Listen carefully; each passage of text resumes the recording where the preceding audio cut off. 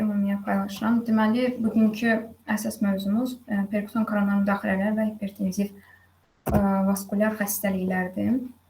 Perkutan koronar müdaxilələr nədir ümumiyyətlə? Hamımızın çox eşitdiyimiz, gördüyümüz, ümumiyyətlə çox məşhur olan, hal-hazırda ölkəmizdə və xəstələr arasında stentləmə əməliyyatları və yaxud da trombektomiya, aterektomiya kimi əməliyyatlar, bunlar hamısı koronar perkutan müdaxilələrə aiddirlər. Bu müdaxilələr ilk dəfə 1977-ci ildə, qısa bir tarixçə verim, koronar bypass əməliyyatına alternativ olaraq tətbiq olunub. 94-cü ildə isə ilk dəfə stent istifadəsinə başlanılıb. Örtüyündə dərman ehtiva edən stentlərin tətbiqi isə həm restenoz hallarının qarşısını almaq üçün geniş tətbiq olunan üsullardandır, həm də ki, kəskin tromboz kimi risklərin qarşısını alaraqdan ölüm risklərini kifayət qədər azaldıb və önəmli dərəcədə aşağı səviyyəyə salıb. Hazırda bu əməliyyatlar həm koronar, həm də demək ki, periferik stenozların müalicəsində istifadə olunur. Mənim səsim hamınıza yaxşı gəlir, yəni zəiflik yoxdur ki. Aydındır, narahat olma. Gəlir. Tamam, okey. Deməli, əsas texnikası necə aparılır, o haqda danışaq. Arterial giriş həm femoral, həm də ki, radial arterial, yəni həm buddan, həm qoldan aparıla bilər. Prosedur sırasında tromblaşmanın qarşısını almaqdan ötürü isə biz bir neçə dənə dərman preparatından istifadə edirik. Əgər tromblaşmaya çox meylli xəstədirsə, bu zaman xəstə aspirin verilir və yaxud da prosedurdan öncə trombosit P2-Y12 inhibitorları olan klopidogrel və yaxud da prasugrel və ticagrelor kimi dərman preparatlarından istifadə edə bilərik. İlk öncə lümenə, yəni damar daxilinə kateter yerləşdirilir. Bir uzun məftil kimi deyim, yəni bir uzun bir şey kimi, əşə kimi. O gediş boyunca həm stenoz nahiyəsini, həm də ki, stenozdan sonraki hissəyə ötürülür və müvafiq nahiyədə kateter balonu doldurulur, həmin nahiyə genişləndirilir və stenoz avtomatik olaraq ləğv olunur. Mən burada sizə ümumi texniki olaraq onun izahını verdim ki, yəni bu formada qaz balonu tərkibində o genişləndirilir təzyiqlə, üstündəki dəmir rosetkalar açılır, bildiyimiz stent. O damarın həmin nahiyəsini genişləndirir və qan axışını təmin edir. Altdakı hissədə də ümumi damar üzərində bir karikatur kimi göstərilir. Tel üzerinden bir balon göndeririz ve şişiririz. Böylece damar açılır ve kan akımında anında artış sağlanır. Aydın oldu bu yəqin ki. Burada yuxarı sol tərəfdəki şəkildə ümumi giriş hissələrini vermişəm. Bayaq qeyd etdiyimiz kimi həm radialdan, həm femoraldan giriş verə bilərik. Perkutan koronar stentləmə özü lokal anesteziya və yaxud da zəif sedasiya altında aparılır və xəstələri biz xəstəxanada həddindən çox müddət saxlamırıq. Ya bir gün maksimum, ya da ki, bir gündən az müddətə biz bu xəstələri xəstəxanadan taburcu edə bilərik, yəni evlərinə. Deməli, nadirən prosedur sırasında biz aterosklerotik lövhənin embolizasiyasını görürük. Normalda bu işləm professional həkimlər tərəfindən aparıldığına görə aterosklerotik düyünün zədələnməsi hər saat rast gəlinən bir komplikasyon, yəni fəsad deyil. Amma praktik biliyi az olan həkimlərdə bəzən bu prosedur sırasında həmin bu aterosklerotik plakın zədələnməsi və ondan dolayı bir trombotik vəziyyətin, daha doğrusu embolitik vəziyyətin olması müşahidə oluna bilər. Stent yerləşdirildikdən sonra balonumuz söndürülür, hansı ki artıq tərkibini biz şişirtdik və stent tam olaraq damara oturdu.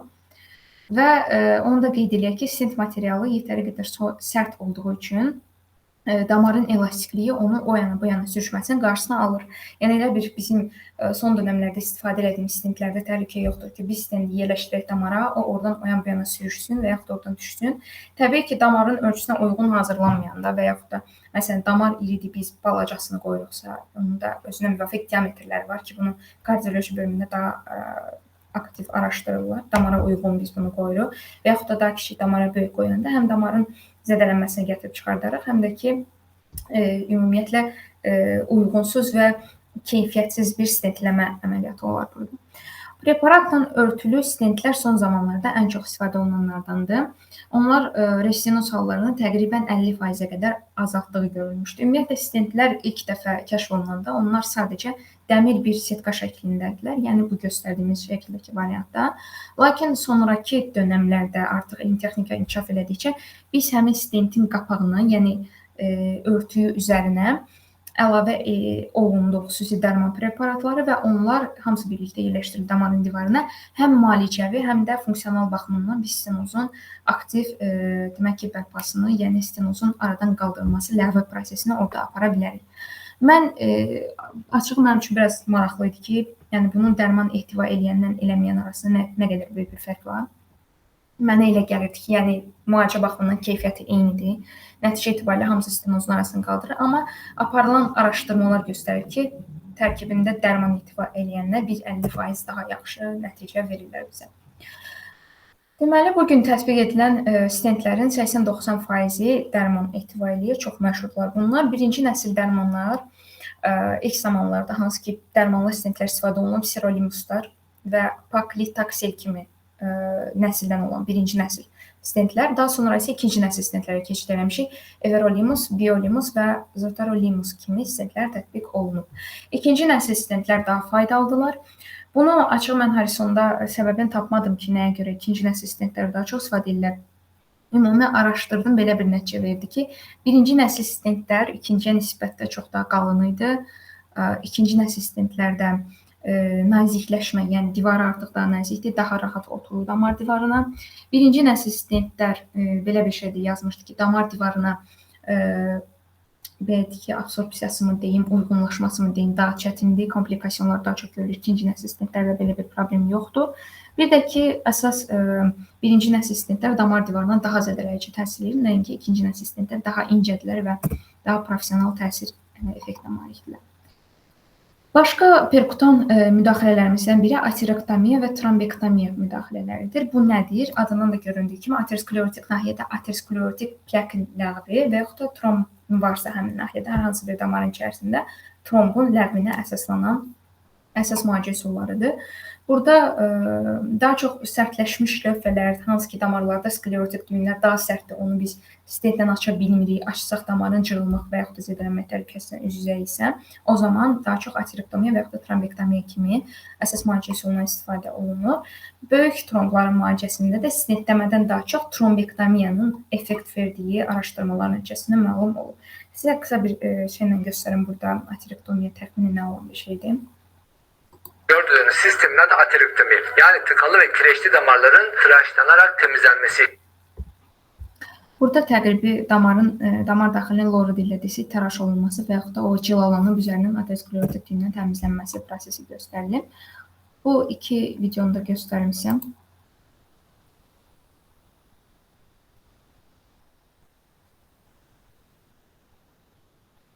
Deməli, orada göstərdiyimiz boru ilə biz orada götürəcəyik trombu. Götürüldü, yəni çox rahat bir prosedurdur əslində. Digər videoda isə burada yerləşdirilən cismin fikirlidirsə, üzərində fenestrlər var idi. Həmin tromb kütləsini biz fenestrlərdən daxil edirik ora. Daha doğrusu aparat daxil edir biz yox. Bunu və damar daxilindən xaric edirik. Bu da effektiv bir üsuldur. Əsas belə deyək ki, kiçik qıvrım və kalsifik damarlar üçün adı çəkilən müalicə üsullarının, tək adı çəkilən müalicə üsullarının yox da, yəni bugünə qədər, indiyə qədər danışdığımız üzr istəyirəm, yəni həm stentin, həm trombektomiya, aterektomiyanın effektivliyi çox aşağıdır. Hətta xroniki total oklüziyalar varsa damarlarda, bu kimi üsulların heç biri bizə effekt verməyəcək. Bu həqiqəti gözdən qaçırmaq olmaz. Ciddi fəsadlar nadirdir bu işləm sırasında. Koronar stentlər damarın sklet funksiyasına malik olduğu üçün koroner disseksiyanı böyücüdə önləyir. Bunun açıqlaması nədir? Bunu isə izah edeyim. Əgər koronar stent yerləşdiririksə, biz bir damara rahat dillə deyim ki, o stent açıldıqda həmin setka damar divarını basdığından və onu təzyiq elədiyindən dolayı damar qatlarında disseksiya olsa da belə onları bir-birinə yaxınlaşdırır və disseksiyanın sonraki mənada inkişafının qarşısını yetəri dərəcədə alır. Ona görə çox faydalıdır bu baxımdan. Stent tromboz xəstələrində 10-20%-ə qədər ölüm verir, 30-70%-ə qədər də miokard infarktından nəticələnir. Bunun qarşısını almaq üçün antitrombotik müalicə prosedurları aktiv surətdə aparılmalıdır. Əslində çox qəribə gələ bilər ki, nəyə görə biz bunu müalicə üçün istifadə ediriksə, burada 10-20% ölüm, 30-70% miokard infarktı niyə yaranmalıdır? Ona görə ki, başda mən qeyd eləmişdim, bu işləm sırasında daha doğrusu bu proseduradan öncə biz xəstələrimizə antitrombotik dərman preparatları qəbul etdiririk. Ona görə ki, prosedur müddəti boyunca və ondan sonra laxtalanmanın qarşısını alsın. Əgər biz stent qoyulduqdan sonra xəstə evə gedib nəzarətsiz qaldıqdan sonra bu Azərbaycan xalqına çox spesifik olan bir şeydir. Dərman istifadəsini, yəni gözdən iraq könüldən qıraq qalır deyə dayandırır və nəticədə biz tromblaşmanın baş verdiyini aktiv surətdə müşahidə edirik. Burada əsas olan odur ki, elektiv cərrahi bir müdaxilə olacaqsa, onu minimum 3-6 ay müddətinə biz dayandıraq və yaxud da ləngidək ki, aktiv surətdə antitrombotik müalicəmiz aparılsın ki, əməliyyatdan sonra, yəni üzr istəyirəm ifadəmə görə zay olmasın, elədiyimiz iş bu qədər iş görmüşük. Ən azından həmin damarda tromb və yaxud da emboliya halı müşahidə olunmasın ki, lazımi yer işləməyə olmadan qidalana bilsin. Genişlənmiş damarın yenidən daralması ən çox görülən fəsadlardan biridir. Damarın bioloji cavabı, xronik iltihab və yaxud da stentin qeyri-düzgün ölçüsü, tromb yaranması buna səbəb ola bilər. Genişlənmiş damarda niyə təzədən restenoz yaranmalıdır? Bu yazdığım hissələri açıqlayım sizə bir balaca. Deməli, elə stent yerləşdiririk ki, məsələn, birinci nəsil stent yerləşdiririk, damar ona uyğunlaşa bilməz, yaxud da bir uyğunluq sağlaya bilmərik biz onda. Və yaxud da qeyri-düzgün ölçülməmiş stent yerləşdiririk, böyük damara balaca damara böyük yerləşdiririk və yaxud da xroniki iltihab olur. Yəni, bədən bu stenti qəbul eləməz və nəticə etibarilə gətirib çıxardar bizdə həmin bu nahiyədə yenidən daralmaya, yəni restenoz hallarına və ilk stenozdan sonra xəstələrdə restenoz halının olması çox daha aktiv rast gəlinən bir fəsaddır. Növbəti mərhələdə struktur ürək xəstəlikləri sayəsində biz bunlara perkutan yanaşmadan danışırıq. Struktur ürək xəstəlikləri bildiyimiz kimi anadan gəlmə, ürəkdə olan patoloji proseslərdir. Uşaqlarda məsələn biz çox rast gəlirik. Doğulandan sonra təmsilada biraz gəzirik, həm bu ürək defektləri bərpa olunur, bəzilərində olunmur, ağır fəsadları gətirib çıxardır. Burada əsas bizim misal göstərəcəyimiz arterial septal defekti və patent foramen ovale, hansı ki bu uşaqlardan çox rast gəlinir. Cüzi bir müalicədən sonra qapana da bilər, qapanmasa fəsadlı bir patologiyadır, onu müalicə eləmək və cərrahi və digər suallar, yəni medikamentoz olaraq müalicə eləmək çox vacibdir. Kateter əsaslı cihazlarla kongenital ürək qüsurlarının perkutan müalicəsinə əsaslanır bu dediyimiz patologiyaların müalicəsi. Burada təkrarlanan beyin infarktı riski yüksək olan xəstələrdə bu müalicənin aparılması çox daha effektiv nəticələr verəcək bizə. Aorta koarktasiyası və pulmonar stenoz kimi hallarda da balon valvuloplastikası və yaxud da stentlə müalicə çox geniş yayılmışdır. Bizdə əsas mənim üçün maraqlı olan bu hissə idi, ürək qapağı xəstəliklərində perkutan müalicə. Ümumiyyətlə, ürək qapağı xəstəliklərindən bizə ən çox rast gəlinən həm yaşlı uşaqlarda, həm ümumiyyətlə yüksək təzyiqlə ömür boyu yaşamış insanlarda mitral stenoz və yaxud da mitral çatışmazlıq kimi xüsusi patologiyalar. Mitral stenozda biz əsas rast gəlirik ki, yaşlı uşaqlarda revmatizm keçirmiş və düzgün müalicə olunmamışlarda, profilaktikası düzgün aparılmamış uşaqlarda ki, biz bilirik ki, bundan belə çox geniş ölçüdə zədələyirlər. Burada mitral valvuloplastika çox önəmlidir, düzgün və keyfiyyətli yaşam üçün. Mitral çatışmazlığı olan xəstələrdə də əsasən mitraklipdən istifadə olunur. Mən mitraklipin şəklini yerləşdirdim burada. Burada göstərim balaca bir cisimcikli mitraklip. Bu mitraklipin yerləşdirilməsində əsas məqsəd nədir? Burada aşağıda mən yəqin ki, masum hərəkətini görmüşsünüz də burada. Mitral qapaqlar normalda simmetrik olaraq bağlanmalıdırlar. Lakin elə xəstəliklər və yaxud da elə vəziyyətlər var ki, mitral qapaqlar bir-birindən qeyri-simmetrik və yaxud da ayrı-ayrı biri o yana, biri bu yana gedərək bağlanır və nəticə etibarilə həm regurgitasiya gətirib çıxardır, qanın tərs istiqamətdə məndəcikdən bulaq çıxartılmasını gətirib çıxardır. Yəni, heç xoşa gəlməyən nəticələrlə qarşılaşa bilərik. Bu səbəbdən mitraklipdən istifadə olunur. Genəlliklə bu mitral çatışmazlığa aid olan bir müalicə üsuludur. Mən isə bunun videosunu yerləşdirə bilmədim, amma ümumi mexanizm olaraq izah edeyim. Mitraklipdə bu şəkildə də göstərilib. Həmin bu ayrıq olan, yəni bir o yana, bir bu yana gedən həmin bu mitral qapaqların hər ikisi bərabər ölçüdə burada göstərdiyim hissələr sayəsində tutulur. Bu şəkildə də göstərim və bir-birindən birləşdirilərək sabitləşdirilir. Yerdə qalan 2 dənə dəliklə zaten bizim ritm pozuntumuz yox idi. Normal ritmik olaraq ürəyimiz vurulacaq və qan dövranı olacaq. Sadəcə mitral çatışmazlığı effektiv dərəcədə önləyəcək bu üsul. Deməli, bu halda əsas olaraq cərrahi əməliyyata uyğun olmayan, yəni yararsız xəstələrdən ötürü çox keçərlidir. Aorta astenozda balon valvula plastikasından istifadə oluna bilər. Effektivliyi aşağıda çox tərcih eləmirik və transkateter aorta qapaq implantasiyası burada daha effektivdir ki, biz xəstəyə əziyyət verməyək, eləyək effektiv olsun, ondansa imkan olduğu qədər transkateter aorta qapaq implantasiyası effektiv nəticə verəcək bizə. Nazilə bir dənə sual yazıb.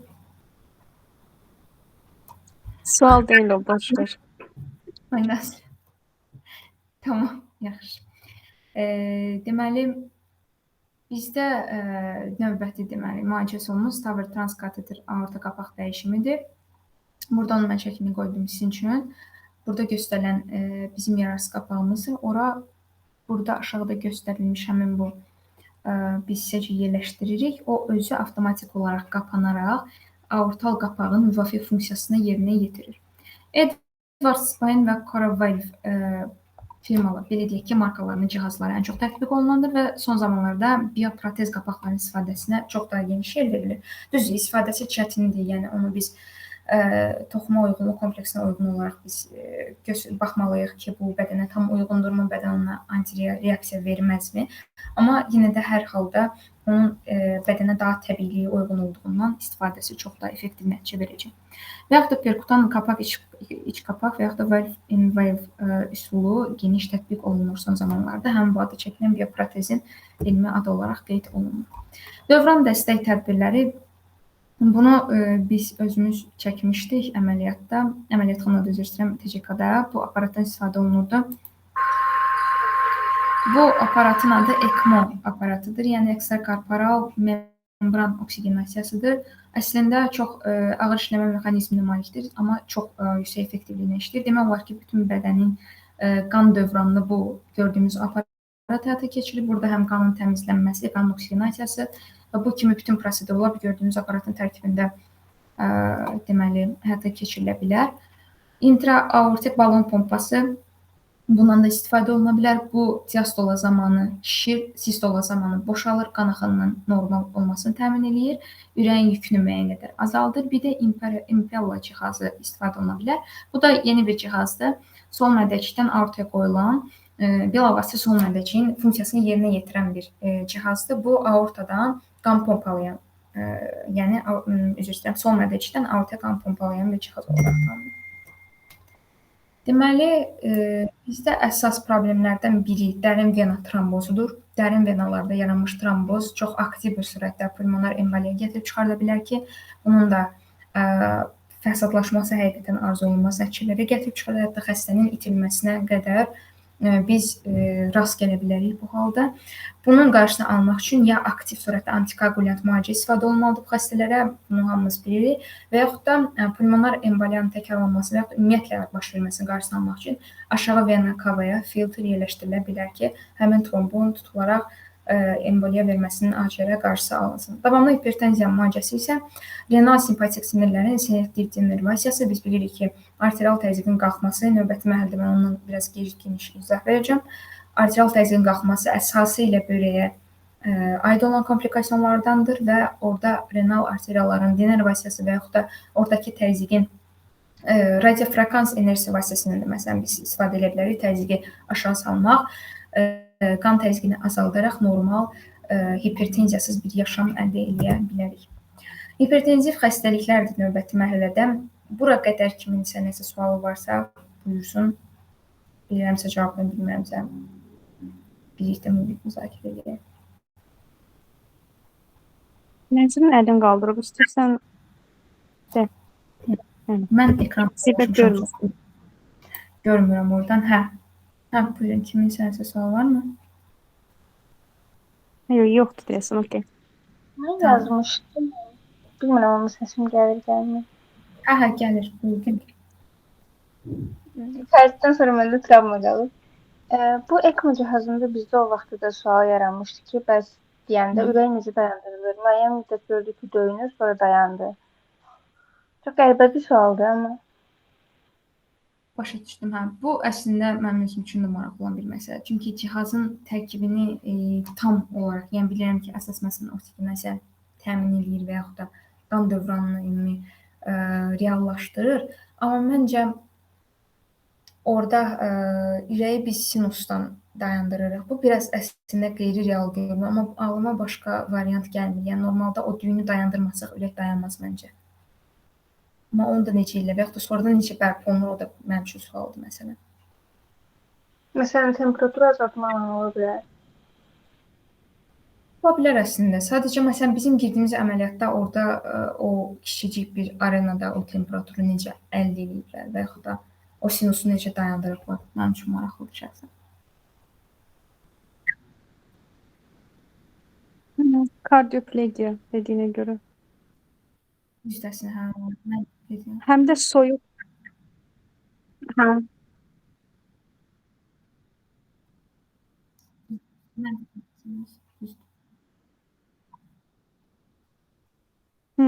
Doğru. Çox sən məntiqindəsin.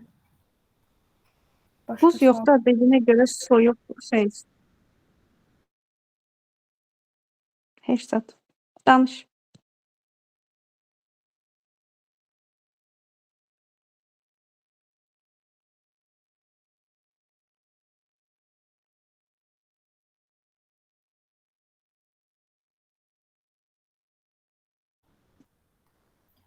Onu bilmirəm, amma dediyin kimi hə, soyuq infuziya verirlər potasyumla zəng. Lokal olaraqmı yeridilir o görəsən? Savuşun, məncə IV infuziya ya da bəlkə də birbaşa direkt ürəyə özünə də vura bilirlər aslında. Yox, IV vurmazlar, hə, lokal birbaşa ürəyə doğru. Bir koronar arteriyaları ya da birbaşa aortanın kökünə vurulur. Mantıklı, daha məntiqli. Hə, daha məntiqli. Varmı başqa sual? Əslində mənim bir dənə sualım var. Ümumiyyətlə, məsələn, bu stent qoyulmuş xəstələrin takibi necə gedir? General bir sualdır, amma maraqlıdır. Yəni, məsələn, sən çox sorry, arada var. Dedin ki, stent bəzən düzgün seçilməyə bilər falan. Bu, yerin dəyişməyi ya da təkrar qapanmaq. Məsələn, bunu sən hardan biləsən ki, xəstədə bu problem var, yoxsa yoxdur? İşini görürmü stent ya yox? Ümumiyyətlə, Harrisonda belə bir şey yazılmışdı ki, biz stent qoyulmuş xəstələrə qanuni olaraq 1 həftədən sonra, 2 həftədən sonra, 3-6 aydan sonra davamlı olaraq müayinə aparmalıyıq. Çünki nəticə itibarilə bədənə xarici bir cisim yerləşdirmişik, onun bədənlə uyuşub uyuşmamağı bizdən ötürü sual doğurur hər bir zaman. Amma təbii ki, qısa bir müddətdə stentdən sonra yoxlanışa gələndə bu xəstədə biz onu müəyyən edirik hardasa. Amma mən onu yadımdadır dedin. Antikoagulyant da yadımdadır, Nigar demişdi Zibər. Sadəcə, yəni bu dediyi yoxlanış, check-up, hansı müayinələr? Onlar mənə maraqlıdır. Əsas echo deyil. Əsas echodur mən bilən. Echo. Damara yeridilən stentin iş gördüyünü echoda nə ilə görək ki? Yox, ümumiyyətlə, atom fraksiyasına falan baxarlar da. Bir də Olma olsa, hərəkətdə azalma, hipokinez müşahidə olunacaq da. Məncə elə bilirlər. Çünki davamlı angiografiya eləyə bilməzlər axı. Hə, düzdür, mən də ona görə dedim. Amma Harrisonda üzrsən Fatimə, Harrisonda echo yox, ən çox kardial angiografiya məsləhət görülür əksəriyyət vəkalarda. Ən azından ilkin dövrlər üçün kardial angiografiya məncə daha kesin bir üsul. Angiografiya, hə, düzdür, məntiqli.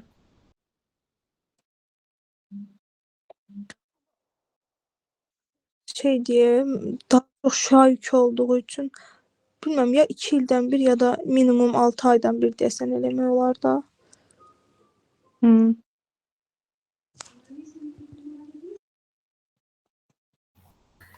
Aydın da çox sağ ol. Sən sağ olun, Aslı.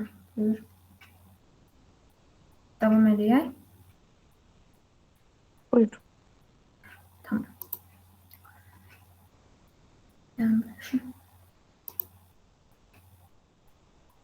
Deməli, növbəti mövzumuz hipertenziv vaskulyar xəstəliklərdir. Hipertenziv vaskulyar xəstəliklər dünya üzrə 1 milyondan artıq şəxsi əhatə edir. İl ərzində 94,6 min, səhv eləmirəmsə belə bir rəqəm, rəqəmlər yadımdan çıxa bilər. Bu sayda şəxs hipertenziv vəziyyətlər sayəsində vəziyyətlərdən dolayı həyatını itirir. Buna baxmayaraq bir çox insan hipertenziv vəziyyətlərlə mübarizədə demək olar ki, məğlub olur ya həkimə gəlmirlər. Ümumiyyətlə Azərbaycan xalqına çox spesifik olan bir şeydir. Bu sözdən çox istifadə edirəm bu slaytda. Deməli, ya həkimə gəlmirlər, ya üzərinə gec düşürlər, ya fikir vermirlər, ya hiss eləmirlər, ya da verilən müalicəni düzəməli apara bilmirlər və yaxud da yəni dəqiq yanaşmırlar bu müalicəyə. Genetik və ekoloji faktorlar, adətən artıq çəkinin olması ki, dövrümüzün ən qlobal problemlərindən biridir. Artıq çəki, natrium xlor miqdarının artıq dərəcədə olması, yəni istifadəsi bədənə, kalium və kalsium çatışmazlığı, eyni zamanda alkoqol qəbulu da və bundan bir sıra səbəbləri əlavə qeyd eləmək olar. Sadəcə mən sətr olaraq etioloji faktorlar sayım, risk faktorları sayılır və poligenik eyni zamanda irsi xəstəlikdir. Bir sıra gen faktorlarından bədəndə baş verən bir sıra əlavə sistem orqan və orqanlar sisteminin patologiyaları ilə sıx əlaqədə olan bir vəziyyətdir. Yəni biz bunu sırf spesifik deyə bilmərik ki, hipertenziv vəziyyətlər sırf ürəyə bağlı bir şeydir, böyrəyə bağlı, hipofisə bağlı və yaxud da ümumiyyətlə bir sıra kimi şeylər mən öncəki slaytlarda qeyd edəcəm, bir sıra şeylərlə əlaqədardır. Mexanizmi necə baş verir? Hüceyrə xarici mayedə ən çox biz bu mexanizmə əsaslanırıq. Natrium miqdarının artması damar daxili maye həcmini artırır və ürək debisini, yəni ürək debisi ürək vurğusu pompalanması deməkdir, onu artırır. Arterial basıncımız artanda, yəni arterial təzyiqimiz bizim mənşəl, yəni bağlı ola bilər ürəyin pompalama həcminin artması ilə damarlara nə qədər çox qan vurulsa bir o qədər təzyiqimiz artar. Eyni zamanda periferik direncin, yəni periferik təzyiqin artması da ikinci bir şaxə olaraq bizim arterial təzyiqimizin artmasına gətirib çıxardır. Ürəyin pompalama funksiyasının artması, yəni ürək debisi artan zaman atım həcmi də azalır, artır, damarlara vurulan qan həcmi, yəni lümendəki qan həcmi artdıqca damar divarının gərginliyi də artır və beləliklə yüksək təzyiqə gətirib çıxardır. Eyni zamanda ürək vurğularının tezləşməsi də gətirib çıxardacaq təzyiqin artmasına. Periferik direnç nə deməkdir? Periferik damarların təzyiqinin artması, yəni damar divarının qana tərkibindəki qan olan təzyiqin artması bizdə vafir olaraq gətirib çıxardacaq ürək təzyiqinin artırmasına, yəni hipertenziv vəziyyətə. O da həm vaskulyar quruluşu ilə əlaqədardır damarın, həm də ki, vaskulyar funksiyası ilə birbaşa bir mənalı sürətdə əlaqədardır. Periferik müqavimətin artması dedik ki, ürək vurğusunun pompalanmasını artırır və maraqlısı odur ki, bura mən bir şey qeyd elədim, bunu horizonda da qeyd eləmişdilər. Natrium xlordan başqa heç bir natrium duzu bədəndə yüksək təzyiq, yəni hipertenziv vəziyyət yaratmayacaq. Bunu biraz araşdırdım, horizonda yox idi. Mənim üçün maraqlı idi ki, nəyə görə natrium xlor bir tək bu qədər ciddi fəsad verəcək bədənə. Belə bir açıqlama yazıldı ki, digər duzlar, məsələn, natrium karbonatlar olsun, onlar bədəndə hər hansı bir müddət daha rahat reaksiya girib parçalanan və yaxud da az bir təsirə malik olsalar da, natrium xlor istər natriumun böyrəkdən reabsorpsiyası zamanı bizdə natrium xlor miqdarı artır bədəndə, natrium su balansını ən çox natrium xlorlu birləşməsi tənzimləyir və yaxud da müəyyən edir. Bir də renin-angiotensin aldosteron sistemində ən çox təzyiq artırmaq ki, biz bilirik ki, böyrək ilgəlindən, böyrək borucuqlarından, ümumiyyətlə yumaqçıqdan ən çox sorulan ion, daha doğrusu atom, yəni natriumdur və o da bədənə, yəni toxumarası maye keçdiyi zaman da ilk öncə xlorla birləşir. Xlorla birləşməsi həm daha davamlı olduğundan dolayı bədəndə ən azından onun parçalanması üçün yetərli reaksiya mühit yoxdur. Ona görə də natrium xlorun miqdar artımı bizim üçün hipertenziv vəziyyətlərin ortaya çıxmasına daha çox səbəb olacaq. Avtonom mexanizm təsir edəcək bizim təzyiqimizin artmasına. Necə təzyiq eləyər? Adrenergik reseptorlarda qan təzyiqini artıran seçkilər var, alfa reseptorlar və beta reseptorlar. Bunu biz farmakologiyadan bilirik, çox xırdalanmaması üçün ümumi olan hissələri deyək. Alfa reseptorlar norepinefrin, yəni noradrenalin ilə, beta reseptorlar epinefrindən tənzimlənir. Alfa reseptorlar əsas vazokonstruksiya səbəb olur.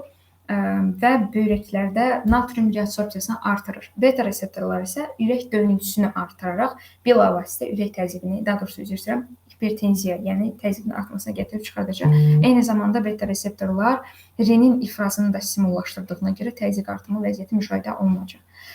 Bizim digər təsir edici mexanizmimiz katexolaminlər sistemidir. Adrenalin və noradrenalinlər. Bunların arterial təzyiq artırdığını mən izah eləməməyə gərək yoxdur. Çünki aktiv surətdə təsir edici mexanizmlərdir bunlar. Və barorefleks bizim arterial təzyiqimizdə tənzimlənməni həyata keçirən əsas xarakterik mexanizmlərdən biridir. Baroreflekslər nədir? Bundan da qısaca bir məlumat verim. Baroreflekslər ümumiyyətlə baroreseptorlar deyilən bir seçkilər var bizim orqanizmimizdə. Bunlar boyun kökündə və yaxud da boyun nahiyəsində yerləşir. Karotit sinusun başlanğıcında yerləşən bu baroreseptorlar yüksək qan təzyiqinə həddindən ziyadə çox həssasdırlar. Ona görə cüzi miqdarda qan təzyiqinin qalxması baroreseptoru qıcıqlandıracaq. O da öz növbəsində beyin deməli uzunsol beyinə təsir edəcək və nəticədə o mexanizmin o hissəsi tam yadımda deyil, nəticədə qan təzyiqimiz aşağı düşəcək. Hətta belə bir misal da gətirim. Adətən kinolarda, indi bəlkə də olanlar daha yaxşı bilər, seriallarda, kinolarda falan kimisə bayıltmaq istəyəndə boyun kökünə bir ağır zərbə vurulur. Ondan sonra həmin insanın biz bayıldığını görürük. Məhz bu baroreseptorun qıcıqlanıb da insan təzyiqinin anidən çox aşağı düşməsi, beynin qansızlaşması və bayılma halıdır əslində bu vəziyyətin əsası. Deməli, və növbəti feoxromostioma. Bundan qabaqda biraz məlumat verəcəm, burada yormayım sizi.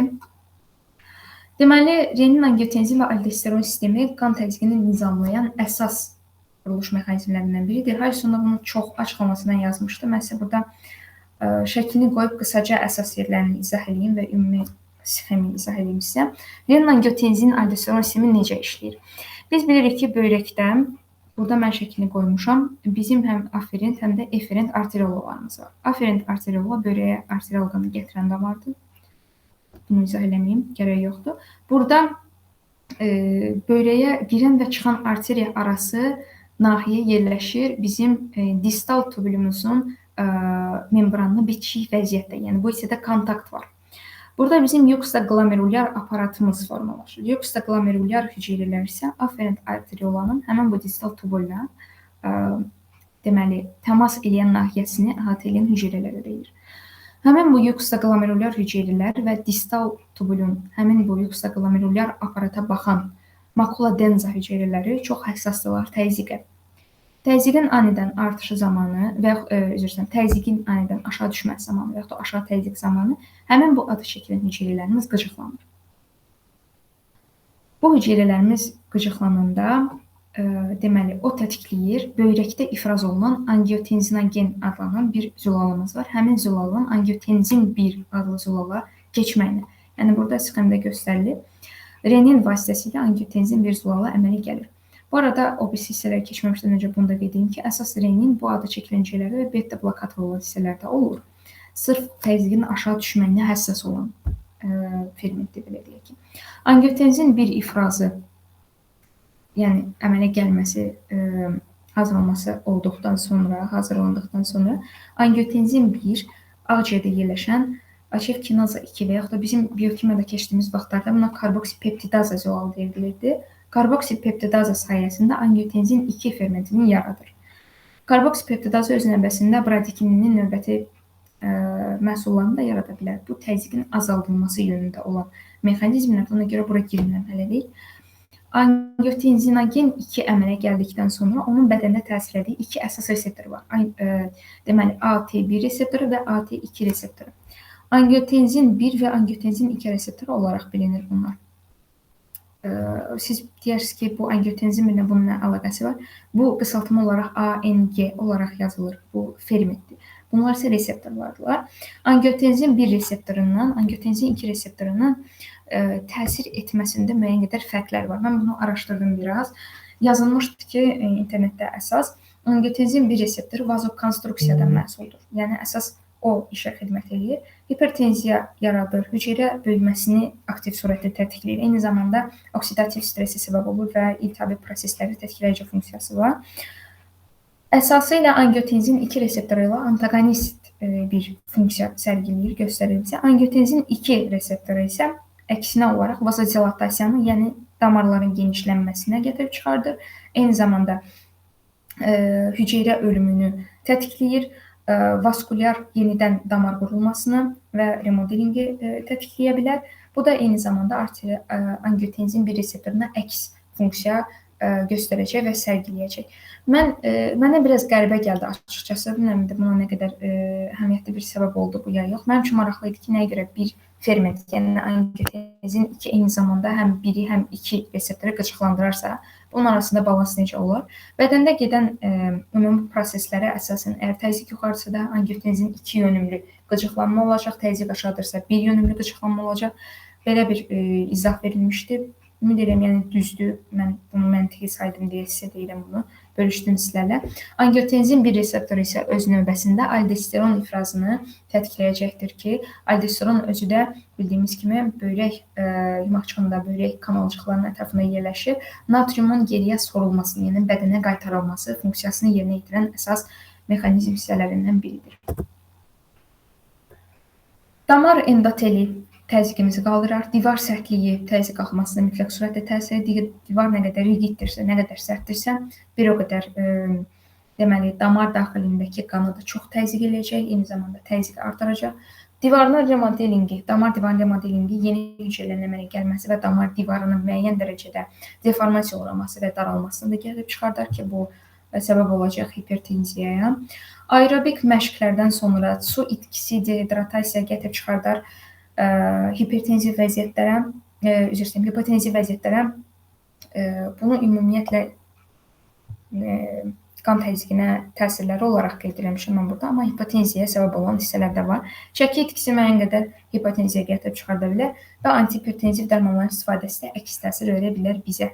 Yəni bu altda qeyd etdiyim 3 punktda əməl eləməklə müəyyən qədər hipertenziyanın qarşısını almaq mümkündür əslində. Patoloji nəticələr verir aktiv surətlə istər ürəyə, beyinə, böyrəyə və periferik arteriyalara. Bunlar ən çox zərər çəkən hissələrdirlər, mən bunları qeyd elədim. Ürək necə təsirlənə bilər hipertenziyadan? Yüksək təzyiqlə ömür boyu yaşam bizə sol ventrikulyar hipertrofiya verəcək. Yəni daimi surətdə gərgin işlənmə mexanizmi, daimi surətdə güc düşür bu hissənin üzərinə və istər-istəməz həmin o təzyiqlə başa çıxmaqdan ötürü hamımız bilirik ki, ürək həmin nahiyədə hipertrofiya uğrayır. Ürək çatışmazlığına gətirib çıxardar. Bir müddətdən sonra kompression vəziyyətdə, kompensasiya vəziyyətində sol ventrikulyar hipertrofiya olacaqsa, bir müddətdən sonra dekompensasiya vəziyyətində ürək əzələsinin enerjisi qutarır, ürək çatışmazlığına gətirib çıxardır. Bu xəstələrimizdə biz çox müşahidə edirik. 2 addım məsələn yol gedə bilmirlər, piləkən düşə bilmirlər, qalxa bilmirlər, ürəklərində yanğı hissindən, sancı hissindən şikayət edirlər, təngi nəfəsliyi olur, normal nəfəs ala bilmirlər, 2 addım yeriyib oturmaq ehtiyacları olur. Bu çox rast gələn əsas simptomlardan biridir. Aterosklerotik koronar arteriya xəstəliyi də hipertenziyanın verdiyi əsas fəsadlaşmalardan biridir. Aterosklerotik koronar arteriya xəstəliyi nə deməkdir? Damar divarının davamlı sürətdə zədələnməyə məruz qalması, təzyiqə məruz qalması gətirib çıxardacaq zədələnməyə. Zədəli endotel həssas olacaq, damar daxilində qanla dövr eləyən bizim ən qorxduğumuz laborator demək ki, hissəciklərdən olan aşağı sıxılı lipoproteinlərin miqdarının artışı, eyni zamanda yüksək təzyiqli insanlarda hətta bir dərəcədə obezitesi, metabolik pozuntusu varsa, bu insanlarda bu göstərici bir o qədər də yuxarı çıxır. Həmin bu göstəricilər aşağı sıxlıqlı və çox aşağı sıxlıqlı təhlükəli lipoproteinlər adlandırdığımız hissəciklər gəlib çökürlər həmin zədəli damar nahiyəsinə və aterosklerotik plak elə buradan başlayır yaranmağa. Növbəti mərhələlərdə bildiyimiz kimi müvafiq patologiyaların və fəsadların olmağını gətirib çıxardacaq. Hipertenziyanın sərt şəkildə idarəsi, yəni azca hipertenziya vəziyyəti müşahidə olunan kimi bizdə adətən məsələn məşhurdur 130 təzyiq biz yuxarı olaraq bilinir el arasında. Düzdür, biz ailə təbabətimiz sağ olsun, bizə öyrətdi ki, 130 optimal təzyiqdir. Amma o təzyiqi gördükdə də bəzən elə insanlar var ki, çox həssas yanaşıb həmin dəqiqə dərman istifadə edirlər, antihipertenziv dərman.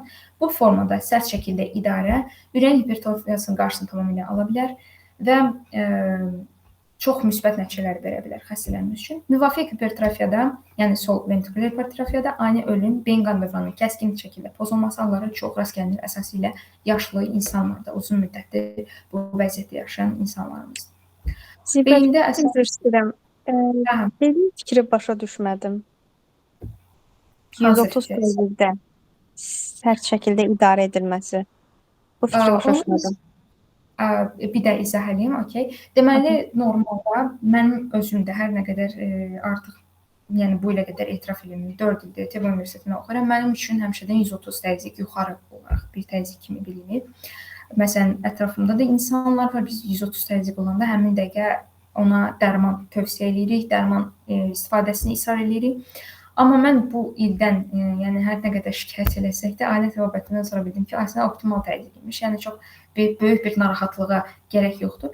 Sərt şəkildə ona görə demək istədim ki, yəni çox ani reaksiya verərəkdən 130 dərəcə var, həmin dəqiqə dərman istifadəsi olsun. Çox həssas yanaşma bizə təbii ki, effektiv və müsbət nəticə alınmasına gətirib çıxardacaq. Yəni nə qədər çox tez üstünə düşsək, düzdür, məsələn, nə qədər çox dərman istifadəsi böyrəyə ziyandır, qaraciyərə ziyandır, amma sırf bir dənə ürəyi qorumaqdan ötürü bu qədər sərt yanaşma bizim əlbəttə ki, ürəkdə çox müsbət effekt almamıza gətirib çıxardacaq. Mən elə bilirdim 130 ən azından başlanğıc sayılır, yəni. Düzdür. Əslində başlanğıc sayılır. Mən özüm onun da həssas yanaşırdım, yəni. Bəlkə də şəxsi bir şeydir. Amma optimal əslində. Aydın. Buyurun Nazilə. Deməli, beyində əsas bizim patoloji nəticələrimiz necə ola bilər? Beyin qan dövranının əsaslı pozulması, bunu yuxarıda da qeyd elədik. Təqribən 85% hallarda infarkta bağlıdır. Yəni, sol ventrikulyar hipertrofiya, tromb əmələ gəlməsi, o gətirib çıxardacaq bizə beyin damarlarını təbii ki, elə əsas dövranda birinci beyin damarına zədələyici təsir edəcək. İşemik infarkta gətirib çıxardar və yaxud da zənn etmirəm çox hemorragik insulta gətirib çıxartmanı. Əsas işemik insult biz burada bu xəstələrdə müşahidə edirik. Təqribən 85% hallarda və hətta sırf tromba bağlı yox da uzun müddətli təzyiq, yüksək təzyiqlə yaşamaq beyin damarlarının kompensator olaraq müəyyən dərəcədə daralmasını da gətirib çıxardar ki, o da öz növbəsində işemik infarkt yarada bilər. Həmçinin yaşlılarda kognitiv geriləməyə, əlbəttə ki, düzgün qanlanmayan hissədə istənilən patologiya rast gəlinə bilər və beta-amiloid yığılmasına beyin hüceyrələrində səbəb ola bilər. Böyrəkdə rast gəlinən əsas patologiya xroniki böyrək xəstəliyidir. Glomerulyar filtrasiya sürəti bir müddətdən sonra azalır. Mikro və makro albuminuriya halları müşahidə olunur ki, əsas biz burada böyrəyi itiririk.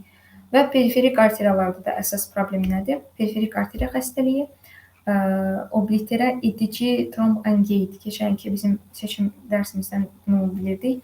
Uzun müddətli təzyiq gətirib çıxardacaq ateroskleroza və aşağı ətraf damarlarının müəyyən qədər tutulmasına, kan dövranının zəifləməsi, işemiyə və periferik arteriya xəstəliyi. Intermittent kladikasiya kimi hallar müşahidə olunur. Bu nə deməkdir? Uzun müddətli, daha doğrusu uzun müddətli yox, qısa bir müddətli fiziki işdən sonra, hətta yüngül bir fiziki işdən və yaxud da bir 100 metr məsafə gedəndə bu xəstələrimizdə dizdə, qışlarda xüsusi yorğunluq hissi yaranır. Buna intermittent kladikasiya vəziyyət deyilir. Və öz növbəsində ayaq biləyi və qol indeksinin 0,90-dan aşağı düşməsi. Bura mən sizə ümumi tanımlama üçün qoydum.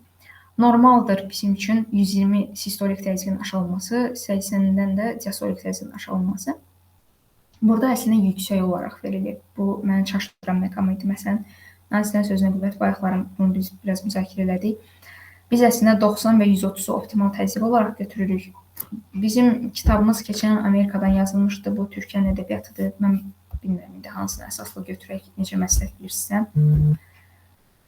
Amma əsas biz yüksək təzyiq olaraq götürürük. Birinci dərəcə 130-140, ikinci dərəcə 140-180, üçüncü dərəcədə indi burada o qeyd olunmuyor. Keçənki məlumatlara əsasləndirir. Üçüncü dərəcəsi 180-dən yuxarı olaraq götürülür. Eyni zamanda diastolik təzyiq müvafiq olaraq 80-90, ikinci tip hipertenziya üçün ikinci dərəcə 90-dan 100-ə, üçüncü dərəcə isə 100-dən yuxarı idi səhv etmirəmsə. Səhv yadımda qalmış, rəqəmləri unutmuş ola bilərəm.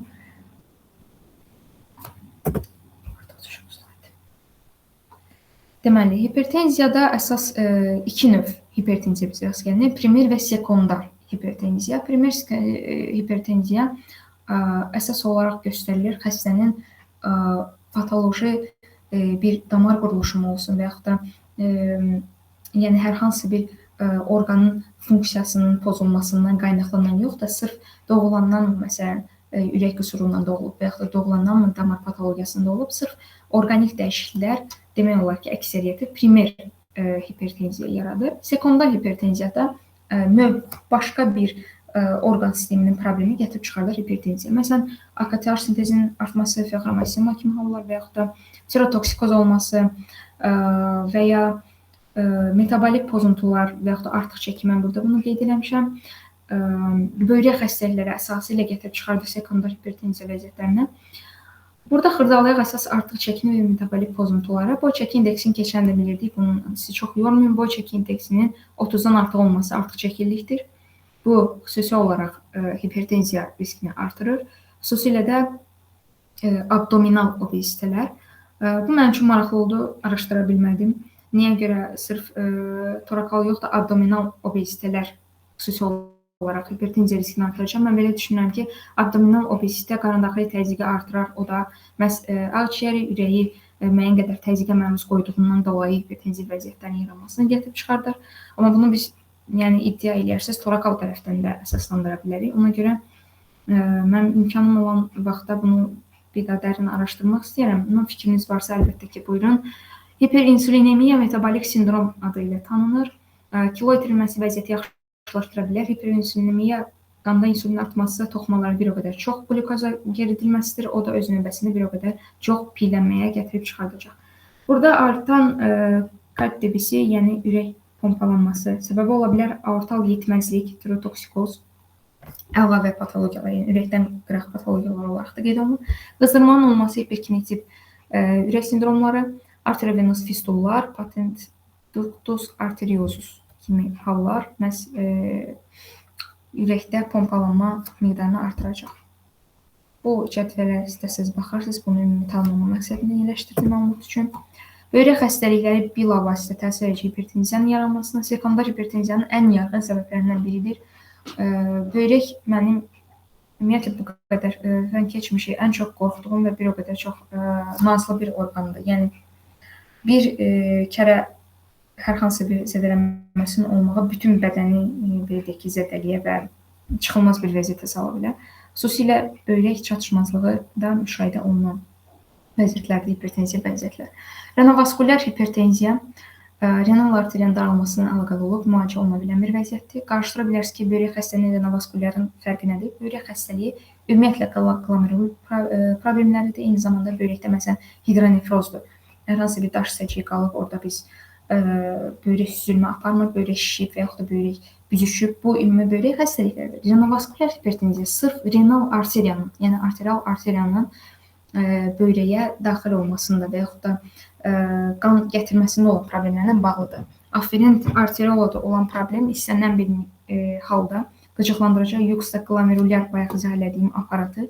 O da, yəni Lori ilə belə izah edə bilərəm ki, afferent arteriolada problem var və böyrəyə qan normal gələ bilmirsə, böyrəyin yuxtaglomerulyar aparatı hiss etmir ki, ona qan azlığının səbəbi nədir.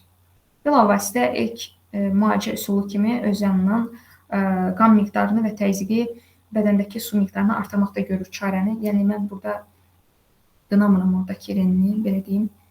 Ateroskleroz və fibromuskulyar displaziyadan qaynaqlanır əsas bu hipertenziya böyrək mənşəli. Ateroskleroz damar bənfəzinin daralması, fibromuskulyar displaziyada nədir? Mən əslində burada fibromuskulyar displaziyanın şəklini yerləşdirmişəm. Bu çox nadir görünən bir xəstəlikdir uşaqlar və bir o qədər də maraqlı bir patologiyadır.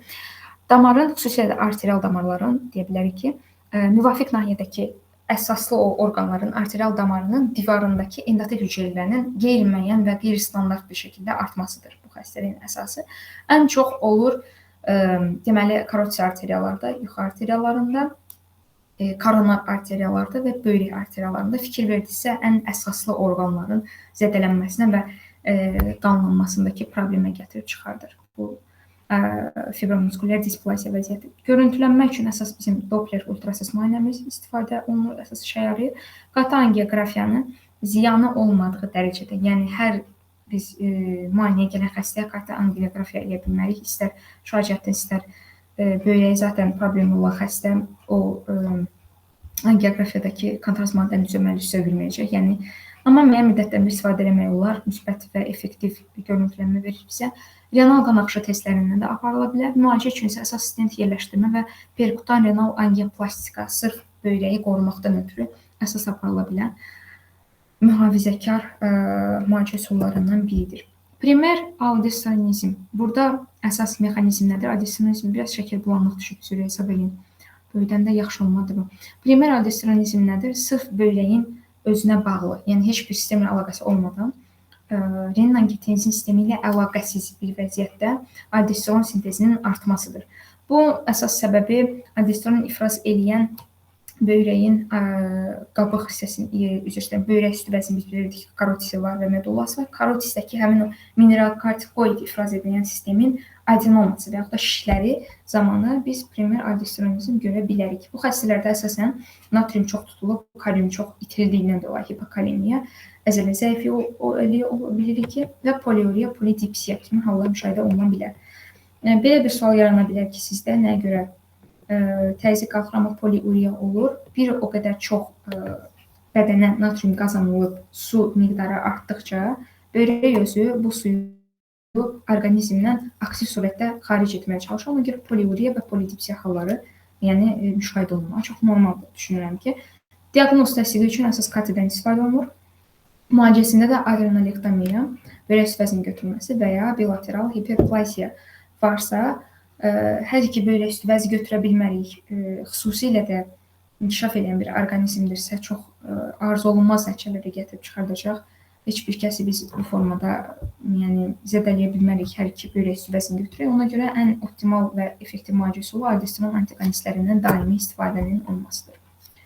Növbəti hipertenziya yaradan vəziyyət Cushing sindromudur. Hipofiz törəmələri ki, əsas səbəb olaraq aşırı AKTH istehsalı ilə nəticələnəcək. AKTH-ın miqdarının artması kortikosteroidlərin miqdarını artıracaq və diaqnostika üçün 24 saatlıq sərbəst kortizol atımı da testlərindən istifadə oluna bilər. Feoxromastoma nədir? Feoxromastoma adrenal medulladır, yəni böyrək üstü vəzinin beyin maddəsinin xüsusi adenomalardır, törəmələridir. Müvafiq olaraq çoxlu katexolaminiz ifraz edəcək və katexolamin miqdarının artması müvafiq olaraq gətirib çıxardacaq hipertenziya vəziyyətini. Müalicəsi ancaq cərrahi üsulla aparılır. Adenoma olan, törəmə olan nahiyəni götürüb kənarlaşdırmaqla əksər hallarda müsbət nəticə əldə edə bilərik. Obstruktiv yuxu apnoyası böyrək və digər həssas orqanlarla əlaqəsi olmadan müşahidə olunan bir hipertenziya səbəbidir. Obstruktiv yuxu apnoyasında biz bunu adətən yaşlı insanlarda və obeziteli, yüksək artıq çəkili insanlarda müşahidə edirik. Müəyyən müddətdən bir nəfəs dayanması yuxuda. Nəfəs də dayanırsa, təbii ki, qan təzyiqi qalxır, ürək vurğularının sayı artır, hipertenziya halı müşahidə edilir.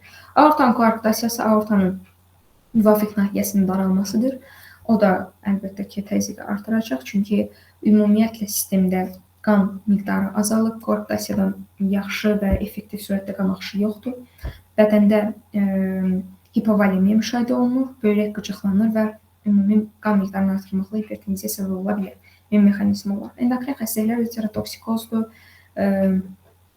başqa adenokardiokatropik sistem işləridir. Yəni bunlar hipofizdə olan müvafiq nahiyə işləri endokrin tərəfindən də gətirib hipertenziyaya çıxardacaq. Və ən sonunda müalicəsindən danışaq. Müalicə üçün biz ən əsas birinci xəstəyə məsləhət görürük həyat tərzinə müdaxilə eləməyi. Əgər artıq çəkildirsə, çəkisini itirsin, müvafiq pəhrizini saxlasın, həddindən ziyadə təzyiq qaldırıcı qida maddələrindən uzaq dursun, ən azından müəyyən qədər onun dietasını saxlasın, fiziki fəallıqla çox məşğul olsun. Diuretiklərdən istifadə birinci çıxış yolu olaraq görünə bilər. Beta blokatorlar, çift inhibitorlar və yaxud da ARB-lər, aldosteron antagonistləri, simpatolitik preparatlar, kalsium kanal blokatorlar, birbaşa vazodilatatorlar. Mən burada bizim farmakologiya fənninə keçdiyimiz klassik dərmanlarımızı yerləşdirmədim. El arasında daha çox hipertenziya vəziyyəti müşahidə olunanda insanlar nədən çox istifadə edirlər, o dərmanları yerləşdirmişəm. Ən çox gördüyüm furosemid istifadəsidir. Yəni istənilən bütün təbəqə furosemid istifadəsini bir mənalı surətdə dəstəkləyir həmin hipertenziya vəziyyətində. Mən çox görmüşəm genopriz istifadəsini və bunun hətta 5-lik 10-luq növləri də var deyəsən və Kankor Yoxsa bunun mi qarşıdır? Hə, bir də Concord istifadəsi ən çox bizim üstünlük verdiklərimizin, yəni lokal olaraq həmin dəqiqə kömək edən preparatlardan.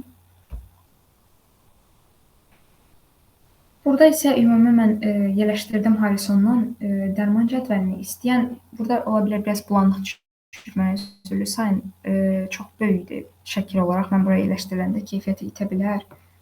İstəyən yenə də bu şəkildən cədvəldən yararlanıb ümumi müalicəyə baxa bilər.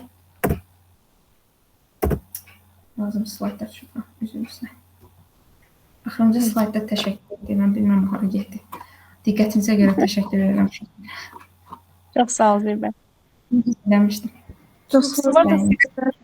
Sual kimi deyil, prosta dediyin şeyə nə bilim əlavə kimi qeyd etdin ki, niyə məhz abdominal toraksda olan yox da əlavə olaraq həm sən dediyin o basıncdan bir də şey var. Abdominal olan hormonal olaraq aktivdir.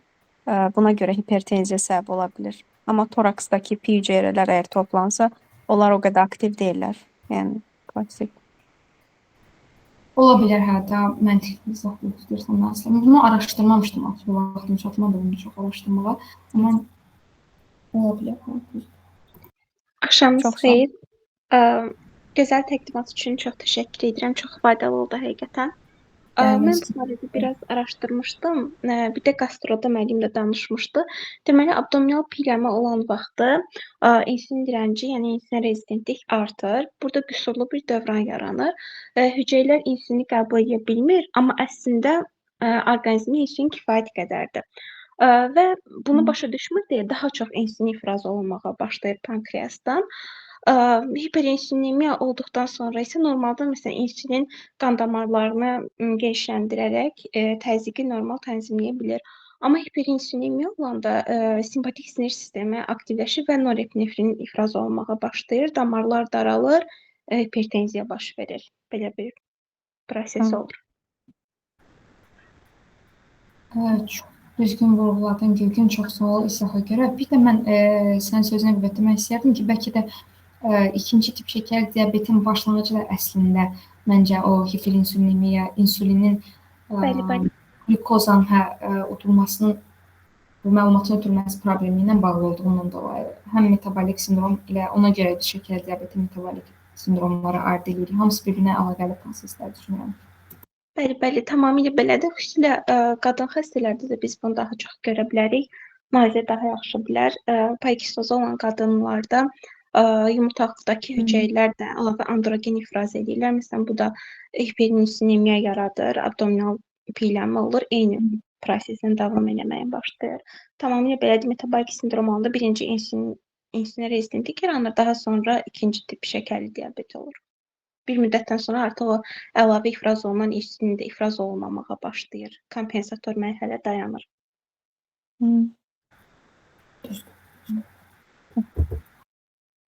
Çox sağ ol, Gülgün. Siz sağ olun, çox sağ olun. Başqa sual olan varmı? Uşaqlar, ümid edirəm məndən sonraki təqdimatlara da həvəsiniz qaldı bundan sonra. Səndən sonraki təqdimatlar dərkən, bugün başqa təqdimat yoxdur da. Yo, sabahkılar, yəni gün olaraq. Sağ ol. Çox maraqlıydı. Buyurun, nə xoş mənə ki, bəyəndiniz uşaqlar. Evet, çox sağ ol Zirvə. Sadəcə mənə sual verin, dedikdim biraz. Bu müalicədə sən dedin, ilk öncə diuretiklərdən daha çox istifadə edirik, ilk seçim kimi. Aha. O biraz mənə şübhəli gəldi, çünki yəni əksər hallarda biz oxuyurduq, keçirdik, yəni son zamanlarda biraz diuretiklərdən qaçmağa çalışırıq. Düzdür əslində. Belə deyim ki, açıq danışaq, mənim ətrafımda da, ailəmdə də şəxsi hipertenziyadan əziyyət çəkən şəxslər var. Biz onlara təzyiq qalxdığı zaman ilk öncə, məsələn, adda yerləşdirdim Concord və yaxud da beta blokator tipli dərmanlardan, ACE inhibitorundan daha çox istifadə edirik. Yəni, mən gördüyüm budur ətrafında. Amma praktikada olduğu müddətlərdə də, məsələn, xəstələr gəldi, mən yəni məsələn, praktikada oldu. Yüksək təzyiqi var, ondan dolayı fəsad yaşayıb. Birinci nə istifadə edilmişdiniz? Furasimid. Mənim özüm də çox eşitmişəm son zamanlarda ki, furasimid istifadəsinin qarşısını almaq lazımdır. Bədərsizlik oruca üstünlük vermək olmaz. hardasa məntiqli bir mexanizmdir əslində mənim üçün. Yəni bədəndən artıq mayeəni kənarlaşdıraraq təzyiq aşağı salmaq, amma bütün hipertenziyaların səbəbi də nəzərə alsaq ki, artıq maye miqdarı deyil. Yəni əlbəttə ki, bilikli yanaşma daha önəmlidir, nəinki kör-koranə el arasında yayılıb deyə hər götürək furosemid istifadə edək. Yəni biraz mübahisəli məsələdir məncə. Biraz belə bir əks təsirləri də çoxdur digərlərinə nisbətən onun üçün. Düzdür. Əsas da özdə furosemiddən çox yayılıb son zamanlarda. Şiddətlə, yəni tövsiyə eləmirlər ki, istifadə eləməyimizi. Qaçının deyirlər. Amma inşallah kardioloqlarımız olsa daha yaxşı dərmanlar yazar. İnşallah.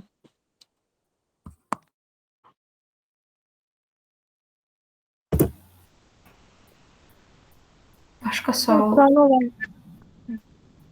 Deyəsən yoxdur. Sağlata bilərik məncə. Yox, çox sağ ol. Gecəniz xeyrə qalsın uşaqlar. Çox sağ olun dinlədiyiniz üçün. Sağ olun. Sağ olun.